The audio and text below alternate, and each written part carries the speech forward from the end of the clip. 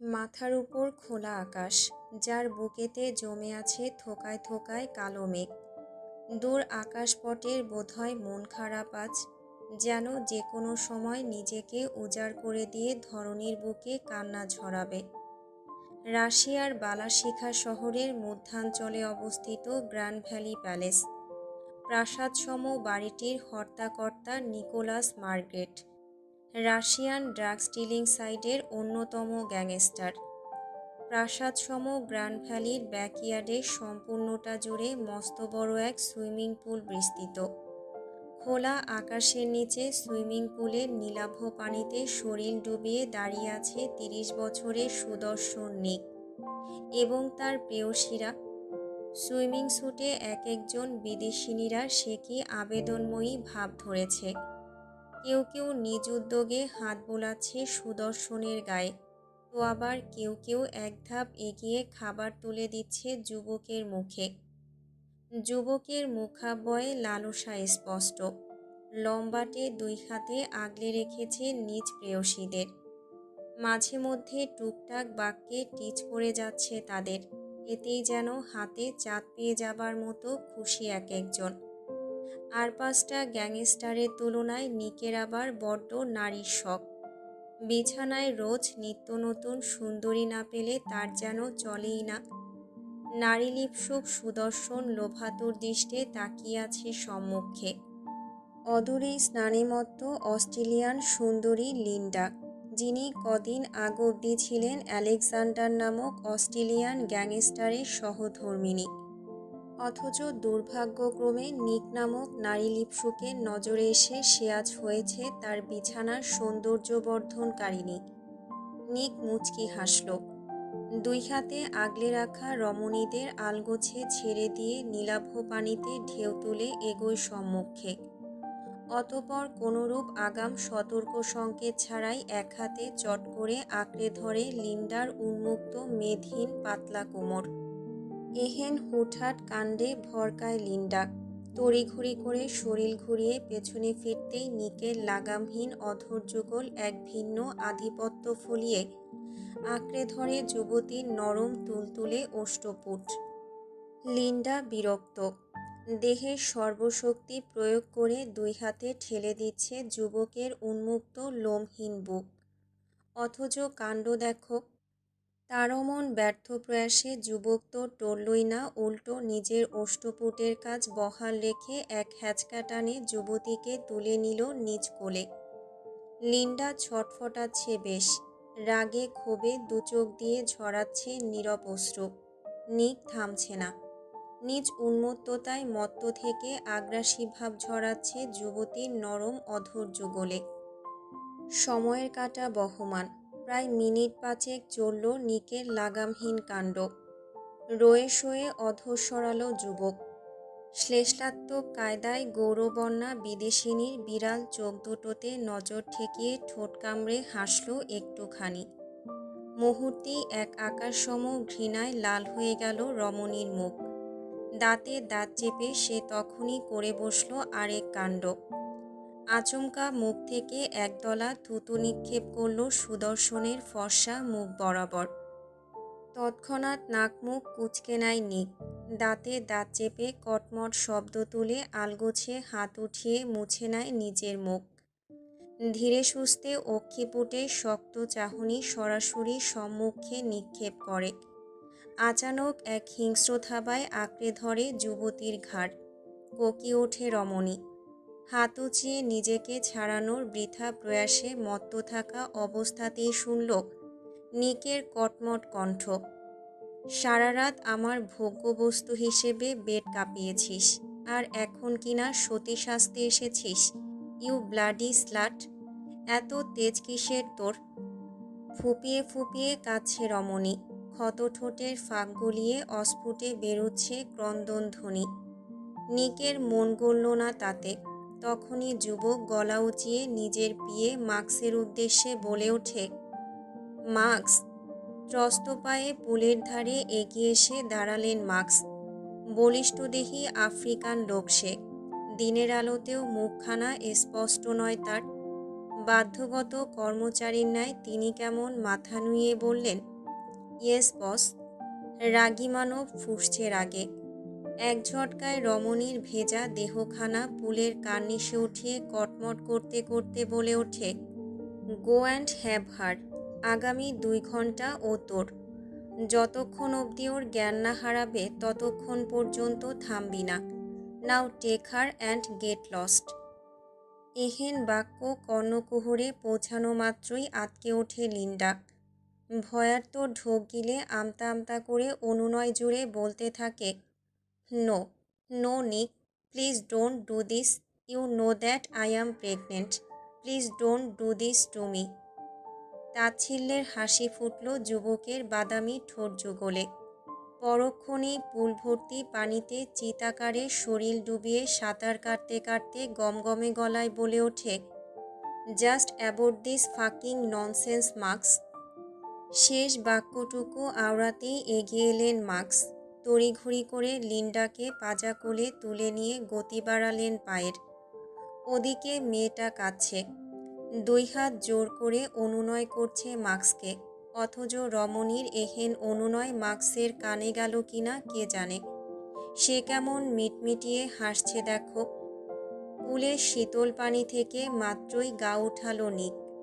বলিষ্ঠ টান টান দেহখানা খানিক নাড়িয়ে চাড়িয়ে পুল ল্যাডারে পা রাখতেই অদূর থেকে ছুটে এলেন একজন সশস্ত্র রক্ষী। লোকটা এসেই কেমন হড়বড়িয়ে ওড়ালেন, বস, একজন ডক্টর আপনার সাথে দেখা করতে এসেছে, বলল ইটস আর্জেন্ট। পুল ল্যাডার বেয়ে পাড়ে উঠে এলো নিক। ভ্রু গুটিয়ে ঘাড় বাঁকিয়ে আলগোছে তাকালো রক্ষীর পানে। পেছন থেকে আরেক বিদেশিনী এগিয়ে এসে আলতো করে একখানা বাথরোব জড়িয়ে দিচ্ছে যুবকের গায়ে। যুবক নীরব কায়দায় পড়ছে তা। সময় নিয়ে রক্ষীর পানে এক পলক তীক্ষ্ণ দৃষ্টি নিক্ষেপ করে পরক্ষণে পা ঘোরালো উল্টো পথে। এক হাতে বিদেশিনীকে জড়িয়ে ধরে এগোতে এগোতে কর্কশ কণ্ঠে বলে ওঠে, বলে দে আই অ্যাম বিজি।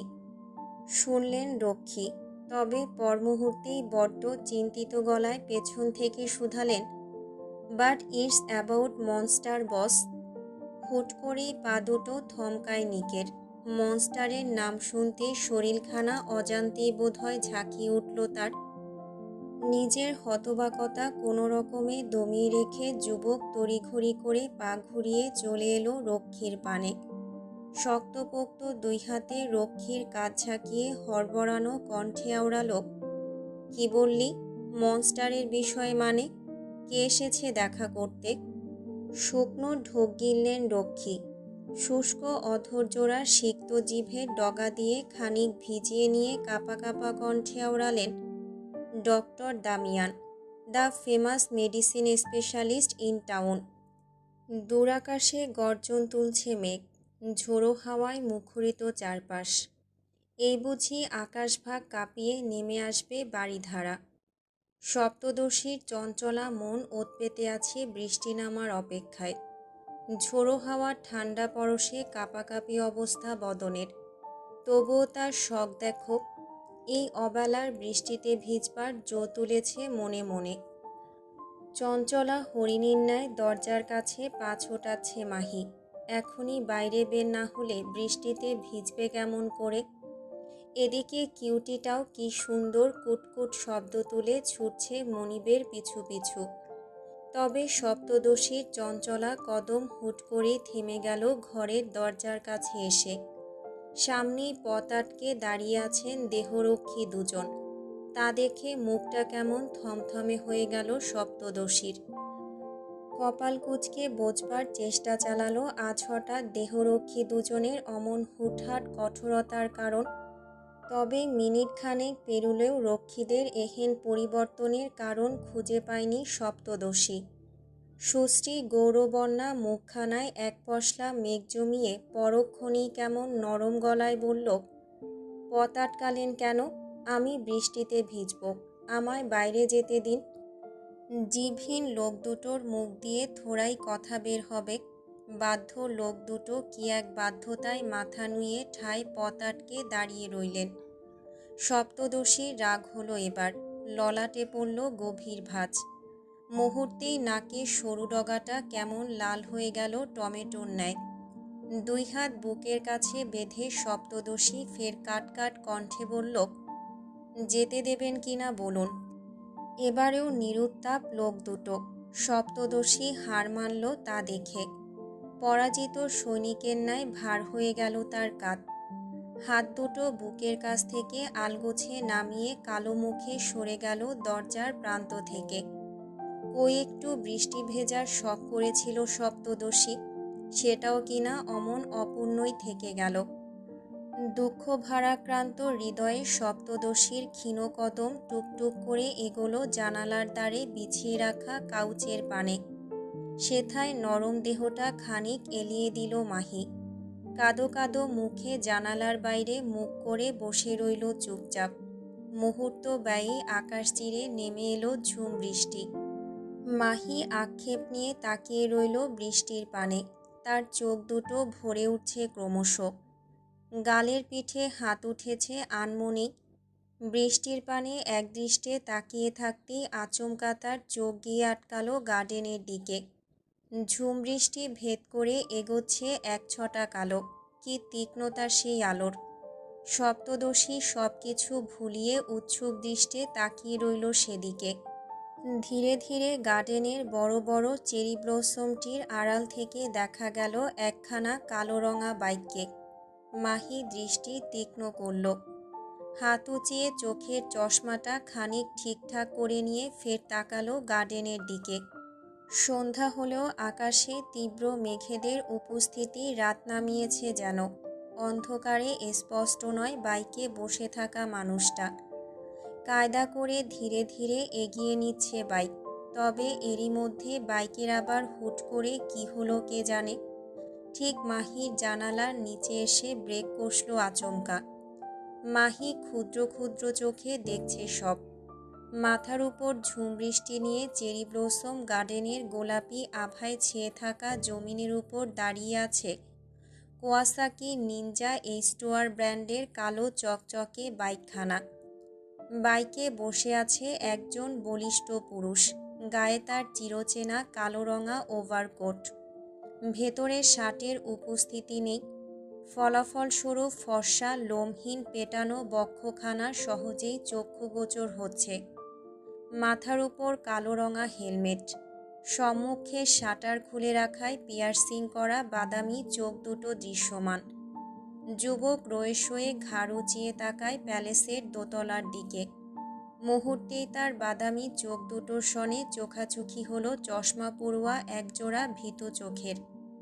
মাহি ভ্রুগোটায় তৎক্ষণাৎ। বিচক্ষণতার সঙ্গে মস্তিষ্ক তখনই বুঝে নেয় লোকটার কেউ নয় বরং বিস্ট। সপ্তদশীর ললাটের ভাঁজ গাঢ় হলো এই পর্যায়ে। জানালার কাছ থেকে তড়িঘড়ি করে খানিকটা আড়াল হয়ে বসল মানবী। তবে পরক্ষণেই তার মোটা মাথায় জুড়ে বসল আরেক চিন্তা। সে কেমন হড়বড়িয়ে জানালার বাইরে মুখ এনে মুগ্ধকে ডেকে বলল, এই বিস্ট, শুনুন। একদৃষ্টে এখনও চেয়ে আছে রুড মানব। পলক আদৌ ফেলেছে কিনা কে জানে। সপ্তদশীর নরম কণ্ঠের ডাক শুনে হেলমেটের আড়ালেই অধর যুগল দাঁতের সনে খানিক পিষ্ট হলো বোধহয়। সময় নিয়ে গমগমে গলায় প্রতি উত্তরে বলল, ঝেড়ে কাশ বান্দির মেঘ। মুখটা তৎক্ষণাৎ বিরক্তিতে তেতো হয়ে গেল সপ্তদশীর। গাল বেঁকে গেল নারাজিতে। তবুও সে মুখ খুলে কাটকাট কণ্ঠে আওড়াল, বৃষ্টিতে ভিজব, কিন্তু আপনার গার্ডরা আমায় ঘর থেকে বেরুতে দিচ্ছে না। ওদের বলুন আমায় যেতে দিতে। যুবকের কপালের চামড়ায় ভাঁজ পড়ল মনে হচ্ছে।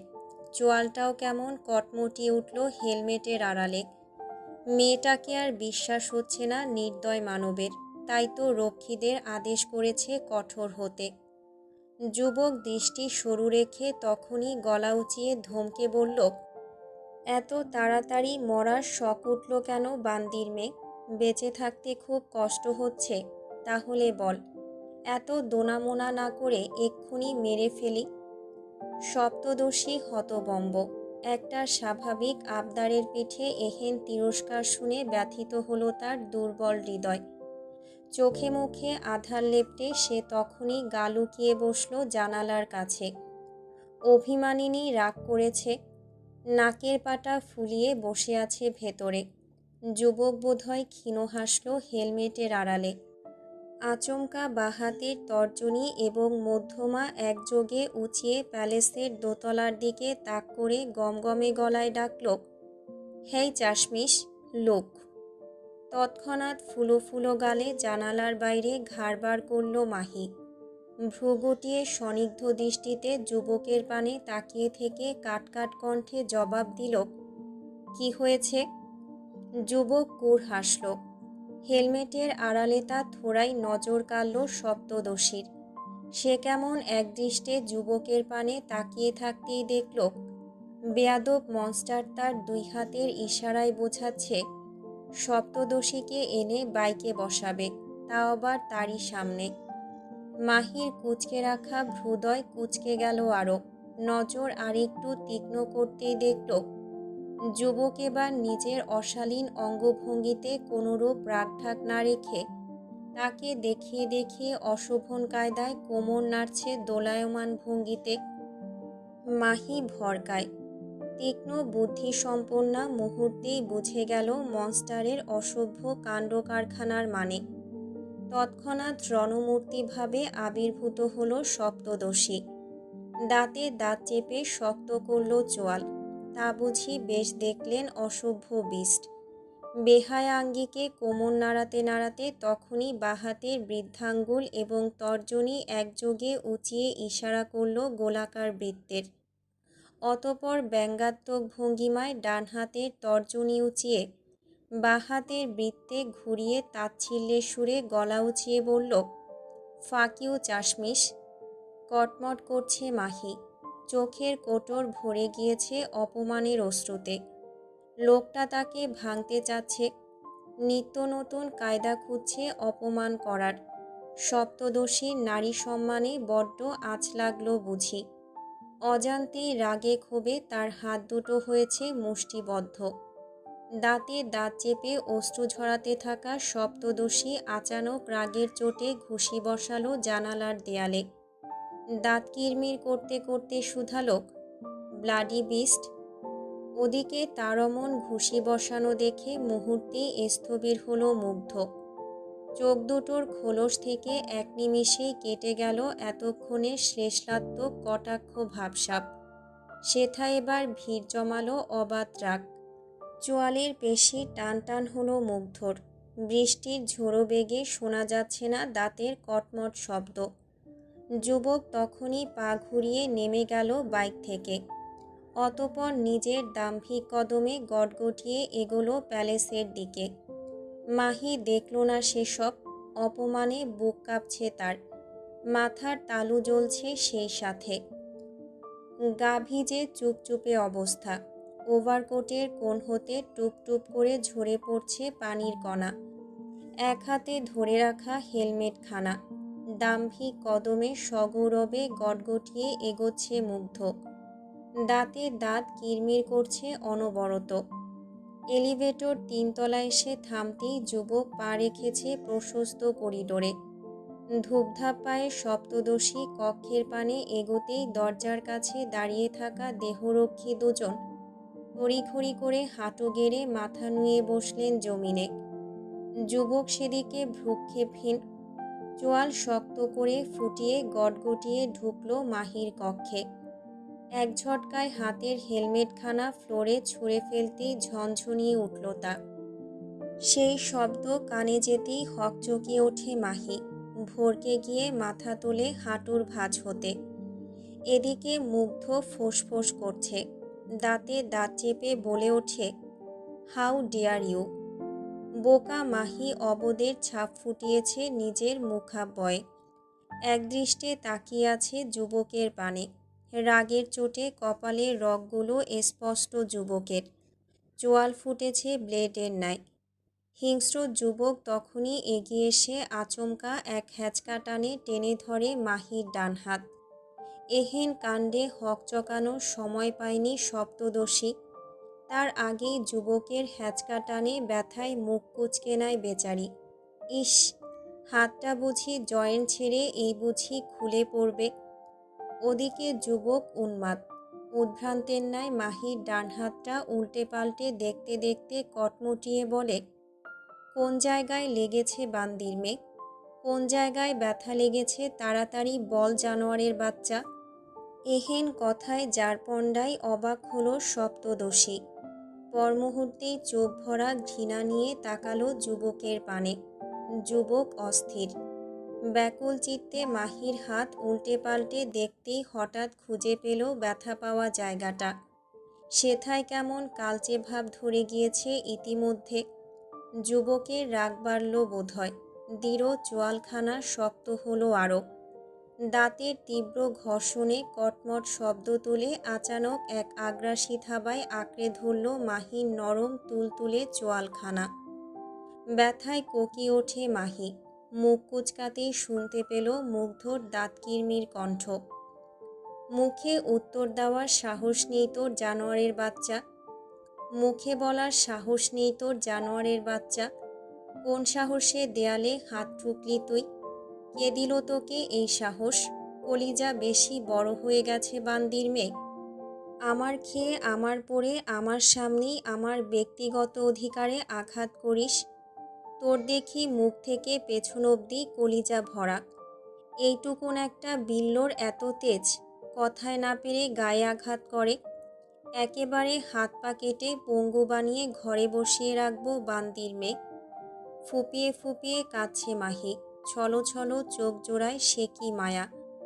যুবক এক পলক এদিক সেদিক তাকিয়ে থেকে পরমুহূর্তেই চোখ সরালো অন্যত্র। সরু নাকের পাটাখানা ফুলিয়ে লম্বা এক নিঃশ্বাস টেনে ঠোঁট গোল করে নিঃশ্বাস ফেলল পরক্ষণেই। এক ঝটকায় মাহির চোয়াল ছেড়ে দিয়ে রুডমানব গিয়ে দাঁড়ালো 2 কদম দূরত্বে। সাপের ন্যায় ফোঁস করতে করতে হাত উঁচিয়ে ঘাড় ডলছে অনবরত। তবে সেকেন্ড 30 যেতে না যেতেই রং পাল্টালো যুবকের মুখ। সেথা এবার ভর করল একরাশ রহস্যময় রূঢ়তা। সে কেমন ঘাড় বাঁকিয়ে ক্রন্দনরত সপ্তদশীর পানে তাকিয়ে থেকে গমগমে গলায় বলল, বৃষ্টিতে ভিজবি না? চল তাহলে, তোর এই শেষ ইচ্ছেটা পূরণ করি। হতবিহলের ন্যায় মুখ তুলে তাকায় মাহি। কানে ভুল শুনল কিনা যাচাই করতে আহম্মকের মতো চেয়ে রইল কিয়ৎক্ষণ। বোকার ন্যায় জিজ্ঞেস করল, শেষ ইচ্ছে মানে? রুডমানব রহস্যময় ভঙ্গিতে বাঁকা হাসল কেমন। রয়ে সয়ে এগিয়ে এসে আলতো করে হাত উঁচিয়ে রাখল মাহির মাথায়। সেথায় খানিকক্ষণ অল্প অল্প করে ব্যথাহীন চাপড় বসিয়ে ভরাট কণ্ঠে বলল, মানুষের জীবন বড্ড ক্ষীণ চাশমিশ। তাই আমাদের প্রতিটা দিন জীবনের শেষ দিনের মতো কাটানো উচিত। বলা তো যায় না কার মরণ ঠিক কখন হয়ে যায়। অবোধ মাহি বুঝল না যুবকের এহেন মোটা বাক্য। কান্না ভুলে কেমন অনুভূতিশূন্য চোখে তাকিয়ে রইল কিয়ৎক্ষণ। যুবক নজর সরায় অন্যত্র। সপ্তদশীর সামনে থেকে সরে গিয়ে দাঁড়ায় 2 কদম দূরত্বে। ভাবলেশহীন ভঙ্গিতে 2 হাত পকেটে গুজে গমগমে গলায় বলে, যা। সপ্তদশী কাঁপা কাঁপা পা দুটো সময় নিয়ে ঠেকালো ফ্লোরে। শুকনো ফাঁকা ঢোক গিলে বসা ছেড়ে দাঁড়িয়ে আরেকবার ঘুরে দাঁড়ায় রুডমানবের পানে। আমতা আমতা করে মায়াবী কণ্ঠে জিজ্ঞেস করল, সত্যি যাব? গেলে মারবেন না তো? যুবক তীক্ষ্ণ দৃষ্টি তাক করল এই পর্যায়ে। পিয়ার্সিং করা ঠোঁট দুটো খানিক নাড়িয়ে চাড়িয়ে রহস্যময় কণ্ঠে বলল, এটাই শেষ। আজকের পর থেকে আর কোনো দিন মারতে হবে না তোকে। সপ্তদশীর মনে চলছে হাজার উচাটন। তবুও বৃষ্টিতে ভেজার ইচ্ছে পূরণ করতেই হবে তার। শেষবার যখন বাড়িতে ছিল তখন মা বলেছিল, বৃষ্টিতে ভিজলে নাকি মনের সকল দুঃখ কষ্ট বৃষ্টির পানির সাথে ধুয়ে মুছে যায়। সপ্তদশীর মন ভরা কষ্ট, যার ভার বয়ে চলতে বড্ড কষ্ট হচ্ছে তার। তাই তো সে চাচ্ছে এই কষ্ট কমুক। বৃষ্টিতে ভিজলে যদি কষ্ট কমে তবে না হয় তাই হোক। মাহি ফাঁকা ঢোক গিলে চুপচাপ বেরিয়ে গেল ঘর ছেড়ে। মুগ্ধ একদৃষ্টে তাকিয়ে দেখল সপ্তদশীর চলে যাওয়া। ধীরে সুস্থে হাত ঘুরিয়ে কোমরের পেছন থেকে নিজের চিরচেনা AQ-7 মডেলের বন্দুকটি বার করে এনে যুবক উল্টে পাল্টে দেখতে লাগলো তা। পরক্ষণেই বিড়বিড়িয়ে আওড়ালো, ভেবেছিলাম আর কটা দিন বেঁচে থাকবি চাশমিশ, তবে তার হলো কই। প্রশস্ত করিডোর দিয়ে হাঁটছে মিলা। পায়ের গতি এগোচ্ছে মাহির ঘরের দিকে। তবে মাঝপথেই ডান হাতের কবজিতে বিশাল এক টান বসল তরুণীর। মুহূর্তে ক্ষুদ্র শরীরখানা তার ছিটকে চলে গেল করিডোরের পাশের কামরায়। এহেন অতর্কিত কাণ্ডে হকচকিয়ে ওঠে মিলা। ভরকানো দৃষ্টে সামনে তাকাতেই মুখোমুখি হলো অ্যাডউইনের। তখনই কুঁচকে গেল তরুণীর ললাট। ঠোঁট নাড়িয়ে কাটকাট কণ্ঠে যেই না কিছু বলতে যাবে, অমনি কোনোরূপ বলা কওয়া ছাড়াই শক্ত হাতে তরুণীর কণ্ঠা চেপে ধরে অ্যাডউইন। গম্ভীর মুখ যুবকের চোয়াল কাঁপছে রাগে। ভিন্ন রঙের চোখ দুটোই লেপ্টে গিয়েছে আগুন। যুবক গলায় একরাশ ঝাঁজ ঠেলে দাঁত খিঁচে আওড়ালো, মুনবার্ডের কাছ থেকে দূরে থাকো গোলুপায়া, আদারওয়াইজ আমার হাতে তোমার মরণ নিশ্চিত। মুহূর্তেই পাল্টে গেল তরুণীর মুখভঙ্গি। সেথায় এবার ভিড় জমালো একরাশ কুটিলতা। ঠোঁটের কোণে আচমকাই ফুটে উঠল এক চিলতে রহস্যময় বাঁকা হাসি। মেয়েটা কেমন কাটকাট কণ্ঠে তড়িত জবাব দিল, আপনি যেটা চাচ্ছেন সেটা আমি মরে গেলেও হতে দেব না অ্যাডউইন। ওকে আমি ওর সঠিক জায়গায় পাঠিয়েই ছাড়ব। এতে আমার মরণ হলে হোক, আমি প্রস্তুত। চোয়াল শক্ত হলো অ্যাডউইনের। মিলার কণ্ঠায় চেপে রাখা হাতখানার জোর বাড়িয়ে সে কেমন কটমট কণ্ঠে আবারও বলে ওঠে, স্টে ইন ইউর লিমিট গোলুপায়া, otherwise I will kill you. তাচ্ছিল্যের হাসি ফুটল মিলার পাতলা অধর কোণে। নিঃশ্বাস আটকে আসার জোগাড় হলেও মেয়েটা কেমন রয়ে শয়ে থেমে থেমে বলল, একটা কথা বলি অ্যাডউইন। যুবক শিথিল করল নিজ ভ্রুদয়। তরুণীর পানে জিজ্ঞাসু দৃষ্টিতে তাকিয়ে থাকতেই তরুণী ব্যঙ্গাত্মক কণ্ঠে বলল, ফাক ইউ। মুহূর্তেই দাউ দাউ করে জ্বলে উঠল অ্যাডউইনের মাথার তালু। সদা গম্ভীর ভাব ধরে রাখা যুবক আজ নিজের হিতাহিত জ্ঞান হারিয়ে আচমকাই কষিয়ে থাপ্পড় বসালো মিলার গাল বরাবর। একের পর এক চপেটাঘাতে কুপোকাত তরুণীর নরম গাল। ঠোঁটের কোণ ফেটে গিয়ে যাচ্ছে তাই অবস্থা। দুর্বল তরুণী গায়ের জোর ধরে রাখতে না পেরে তখনই লুটিয়ে পড়ল মেঝেতে। অ্যাডউইন থামল এবার। রাগে গজগজ করতে করতে খানিকটা নুয়ে এসে তৎক্ষণাৎ মুঠোয় চেপে ধরল মিলার চুল। অতপর মেয়েটার কানের কাছে মুখ নিয়ে ফিসফিস করে বলে, stay away from my way. আমি এবার আর কাউকে মানব না, না তোকে না মনস্টারকে। কথাটা শেষ করে তখনই মিলাকে ছেড়ে দিয়ে উঠে দাঁড়ায় অ্যাডউইন। গজগজ করতে করতে পা বাড়ায় ঘরের বাইরে। এলোমেলো দৃষ্টিতে এদিক ওদিক তাকাতেই আচমকা তার চোখাচোখি হলো অদূরে দাঁড়িয়ে থাকা মনস্টারের পানে। মুহূর্তেই স্থির হলো অ্যাডউইন। মাথাটা তৎক্ষণাৎ ঝুঁকিয়ে নিয়ে চুপচাপ দাঁড়িয়ে রইল কেমন। মুগ্ধ কঠিন দৃষ্টিতে তাকিয়ে আছে অ্যাডউইনের পানে। এক হাতে তার রিভলভার স্পষ্ট। চোয়াল শক্ত করে ফুটিয়ে যুবক গুনে গুনে পা ফেলে এগিয়ে এসে দাঁড়ালো অ্যাডউইনের পাশে। খানিকক্ষণ মৌন থেকে আচমকাই কঠিন গলায় বলতে লাগলো, তুই যা করছিস সেটা মাঝপথেই থামিয়ে দে অ্যাডউইন। এই প্রথম মনস্টারের বাক্য এড়াতে উদ্যত অ্যাডউইন মাথাটা ঠায় নুয়ে রেখে শান্ত অথচ রূঢ় কণ্ঠে জবাব দিল, সম্ভব না মনস্টার। মুহূর্তেই কটমট করে উঠল মুগ্ধর চোয়াল।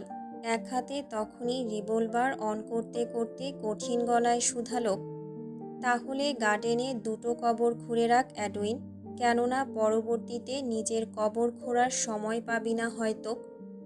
কথাটা বলেই পায়ের গতি টেনেছে রুশদি কিং। চলে যাচ্ছে নিজ গন্তব্যে। এদিকে সে পাশ থেকে সত্যিই আচানক হাঁটু গেড়ে মেঝেতে বসে পড়ে অ্যাডুইন। এতক্ষণে রুড মানব এবার কেমন কাঁপছে দেখো। অস্থিরতায় শুষ্ক অধৈর্যরা জিভ দিয়ে খানিক ভিজিয়ে নিয়ে আনমনে বিড়বিড় করে বলতে লাগলো, আমি পারবো না মনস্টার, আমি পারবো না। আমি বেঁচে থাকতে মুনবাটকে আপনি মারতে পারবেন না। কারণ আর কেউ জানুক বা না জানুক, আমি জানি monster, you are deeply obsessed with her. আমি এটাও জানি আপনি আপনার মায়ের শেষ শত্রুকে মেরে দিয়ে আপনি নিজেও আত্মহত্যা করবেন। কারণ আপনার বেঁচে থাকার কারণ ফুরিয়ে যাবে সেদিন। কিন্তু আপনার কিছু হয়ে গেলে এই পুরো সাম্রাজ্যের কি হবে মনস্টার? স্বয়ং রুশদি কিং না থাকলে রুশদি প্যারাডাইসের কি হবে? না না, আমি থাকতে আপনি নিজেকে শেষ করতে পারবেন না। দুনিয়া এসপার ওসপার হয়ে গেলেও আমি আপনাকে বুঝিয়েই ছাড়ব যে you are in love with মুনবাট। আপনার বাকিটা জীবন বেঁচে থাকার কারণ হবে ওই সাধারণ মেয়েটা। এতটুকু বোঝাতে গিয়ে আমার যদি মরণও হয় তবে তাই সই। প্যালেসের বাইরে পা রেখেছে মুগ্ধ। ঝুমবৃষ্টি মাথায় নিয়ে ফের হাঁটছে গার্ডেনের দিকে। হাতে তার বন্দুক, কণ্ঠে চাপা ক্ষোভ। যুবক কেমন বিড়বিড়িয়ে আওড়াচ্ছে, দুনিয়া এসপার ওসপার হয়ে গেলেও তোর মরণ আমার হাতে নিশ্চিত বান্দির মেঘ। আর সেটা আজকেই।